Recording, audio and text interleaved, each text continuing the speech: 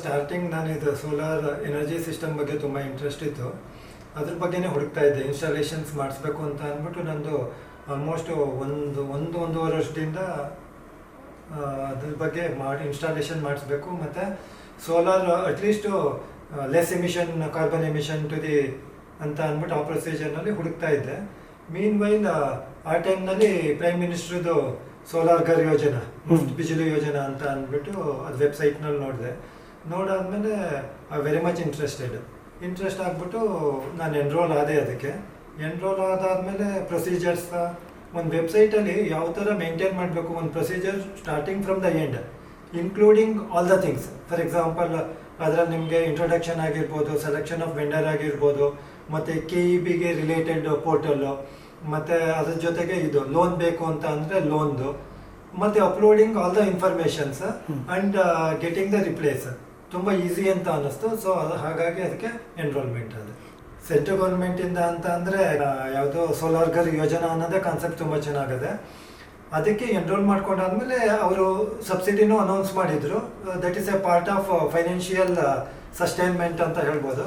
ಅದ್ರ ಜೊತೆಗೆ ಒಂದು ಯೋಜನೆನ ಈ ಥರ ಸ್ಪ್ರೆಡ್ ಮಾಡಿ ಜನಗಳಲ್ಲಿ ಒಂದು ಅವೇರ್ನೆಸ್ ಕ್ರಿಯೇಟ್ ಮಾಡಿದರೆ ಅಟ್ಲೀಸ್ಟ್ KEB ಅವ್ರು ಏನು ಅಂದರೆ ಯಾರ್ಯಾರು ಇನ್ಸ್ಟಾಲೇಷನ್ಸ್ ಮಾಡಿಸ್ಬೋದು, whoever is actually affordable to get the things done ಅವ್ರು ಮಾಡಿದ್ರೆ ಅಟ್ಲೀಸ್ಟ್ KEB ವರ್ಕ್ಲೋಡ್ ಅವ್ರಿಗೂ ಕಡಿಮೆ ಆಗುತ್ತೆ. ಮತ್ತು ನಾವು ಇದು ಜನ್ರೇಟ್ ಮಾಡಿ ನಮ್ಗೆ ಬೇಕಾದಷ್ಟು ಉಪಯೋಗಿಸ್ಕೊಂಡು ನಾವು ಗ್ರಿಡ್ಗೂ ಸಹ ಸ್ವಲ್ಪ ಕೊಡ್ಬೋದು. ಮತ್ತು ಅವ್ರದ್ದು ಅಲ್ಲಿಂದ ನಮಗೆ we require some amount of money will also we get. So ಈ ಥರ ಗೌರ್ಮೆಂಟ್ ಯೋಜನೆಗಳಲ್ಲಿ ಚಾಲೆಂಜಸ್ ಏನಿರುತ್ತೆ ಅಂತ ಅಂದರೆ, ಒಂದು ಯೋಜನೆನ ಇಂಪ್ಲಿಮೆಂಟೇಷನ್ಸ್ ಮಾಡುವಾಗ ಅದು ಯಾವ ಥರ ರೀಚ್ ಆಗುತ್ತೆ ಎಂಡ್ ಕಸ್ಟಮರ್ಗೆ ನಮಗೆ ಅಂತ ಅಂದ್ಬಿಟ್ಟು ಅದೇ ಮೇನ್ ಪ್ರಾಬ್ಲಮ್ ಇರುತ್ತೆ.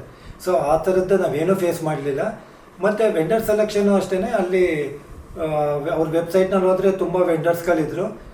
ನಾನು ರೇ ಎನರ್ಜಿ ಸೊಲ್ಯೂಷನ್ಸ್ ಅಂತ ಅಂದ್ಬಿಟ್ಟು ಅವ್ರನ್ನ ಸೆಲೆಕ್ಟ್ ಮಾಡಿಕೊಂಡೆ ವೆಂಡರ್ನ. ಅವರು ಸರ್ ಬಂದ್ಬಿಟ್ಟು ಫಸ್ಟ್ ಪ್ರಿಲಿಮಿನರಿ ಸ್ಟಡಿ ಏನು ಮಾಡಬೇಕು ಮಾಡಿದ್ರು. ಮತ್ತು ಬರೀ ಸೆಲೆಕ್ಷನ್ ಮಾಡ್ಕೊಳ್ಳೋದು ಅಷ್ಟೇ ಅಲ್ಲ, ನಾನು ಅವ್ರದ್ದು for example pre existing installations ಅವ್ರದ್ದು ಏನಿತ್ತು ಅದನ್ನು ಅವ್ರ ಹತ್ರದಿಂದ ಇನ್ಫಾರ್ಮೇಷನ್ ತಗೊಂಡು, ಆ್ಯಕ್ಚುಲಿ ನಾವು ಏನೇ ಒಂದು ಚೇಂಜಸ್ ಮಾಡಬೇಕು, ಎಲೆಕ್ಟ್ರಿಕಲ್ ಚೇಂಜಸ್ ಅಂತ ಅಂದರೆ ಸೆಸ್ಕಾಮ್ನ ಕಾಂಟ್ಯಾಕ್ಟ್ ಮಾಡೋದು ತುಂಬ ಇಂಪಾರ್ಟೆಂಟ್ ಆಗುತ್ತೆ. ನಾವು ವೆಬ್ಸೈಟ್ನಲ್ಲಿ ನಾವು ಅದನ್ನು ನಮ್ಗೆ ಏನು ರಿಕ್ವೈರ್ಮೆಂಟ್ ಬೇಕು, ನಾನು 5 kW ಇನ್ಸ್ಟಾಲೇಷನ್ಸ್ ಮಾಡಿಸ್ಬೇಕು ಅಂತ ಅಂದ್ಬಿಟ್ಟು ರಿಕ್ವೈರ್ಮೆಂಟ್ನ ರೈಸ್ ಮಾಡಿದೆ.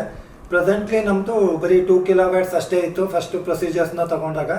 ಅದನ್ನು 5 kW ಮಾಡಬೇಕು ಅಂತ ಮಾಡಿದಾಗ within A short period of time ಅವರು ಅದಕ್ಕೆಲ್ಲ ಹೆಲ್ಪ್ ಮಾಡಿ ಅದಕ್ಕೊಂದು ಸರ್ಟಿಫಿಕೇಷನ್ ಅವ್ರು ಇಶ್ಯೂ ಮಾಡ್ತಾರೆ. 5 kW ಮಾಡಬೇಕು ಅಂತ ಅಂದ್ಬಿಟ್ಟು ತುಂಬ ಚೆನ್ನಾಗಿ ರೆಸ್ಪಾಂಡ್ ಮಾಡಿ ಅದೆಲ್ಲನೂ ಅದಕ್ಕೇನು ಪ್ರೊಸೀಜರ್ ಬೇಕು ಮತ್ತು ಏನು ಇವು ಬೇಕು, ಏನೋ ಆಥರೈಸೇಷನ್ಸ್ ಬೇಕು ಅದೆಲ್ಲನೂ ಇಶ್ಯೂ ಮಾಡಿದ್ರು. ಮಾಡಾದಮೇಲೆ ಅವರು ಒಂದು ಸರ್ಟಿಫಿಕೇಟ್ನ ಇಶ್ಯೂ ಮಾಡಿದ್ರು. ಈ ಥರ ನಿಮಗೆ 5 kW ಪ್ರಾವಿಷನ್ ಮಾಡಿವಿ, ನೀವು 5 kW ಸೋಲಾರ್ ಇನ್ಸ್ಟಾಲೇಷನ್ ಸಿಸ್ಟಮ್ಗೆ ಹೋಗ್ಬೋದು ಅಂತ ಅಂದ್ಬಿಟ್ಟು ಸರ್ಟಿಫಿಕೇಷನ್ ಕೊಟ್ಟರು. ಅದಾದಮೇಲೆ we started installing solar panels. ಯೂಶ್ವಲಾಗಿ ಒಂದು 2,500 ರೂಪಾಯಿವರೆಗೆ ಬಿಲ್ ಬರ್ತಾಯಿತ್ತು. ಫಸ್ಟ್ ಬಂದು ರೀಡಿಂಗ್ ತೊಗೋತಾರೆ. ರೀಡಿಂಗ್ ತೊಗೊಬಿಟ್ಟು ಏನು ಡಿಫರೆನ್ಸ್ ಇರುತ್ತೆ ಅದನ್ನು 10th by 10th they generate bill and they will give the extra amount ಏನು ಬರುತ್ತೆ ಅದನ್ನು they will deposit to our SB account ಏನಿರುತ್ತೆ ಅದಕ್ಕೆ ಡೆಪಾಸಿಟ್ ಮಾಡ್ತಾರೆ. ಮತ್ತು they are also providing the good services ಅಂತ ಹೇಳೋದಕ್ಕೆ ಇಷ್ಟ ಆಗುತ್ತೆ.